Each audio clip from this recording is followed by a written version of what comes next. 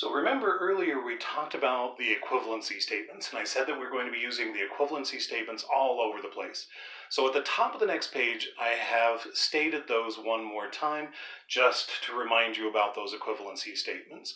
We can always go from a logarithmic statement to its equivalent exponential statement. So as you look at example 6a, they're asking us to solve this logarithmic equation. I can't solve this logarithmic equation as it stands, because my x right now is trapped inside of a logarithmic expression. And because that x is trapped, there's nothing that I can do that's going to undo this log on the left-hand side. So what I have to do then is say, hey, I know this equivalency statement. I know that I can come in and rewrite every logarithmic equation as an equivalent exponential statement. And by doing that, I'm going to untrap my x. Well, okay, so once again, I know that my log is going to be my exponent, so 3 is going to be my exponent. Now the only thing I have to figure out then is the base of my log. The base of the log is 10 because this is a common logarithm.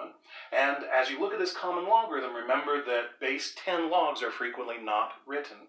So we have a 10 as our base of the log, so we're going to have 10 as the base of our exponential, and again 3 is going to be our exponent. 10 to the third is going to equal x. Now that I have that then, 10 to the third is just 10 times itself 3 times, so my x is going to be 1,000. So one more time, I was given a logarithmic statement, and the only way that I could get that x to a point where it wasn't trapped anymore was to rewrite it as the equivalent exponential equation, and then I have my x equals. Well, let's see what happens then for part B. Same statement. My x right now is trapped inside of that logarithmic expression. If my x is trapped, I can't play with it as a log.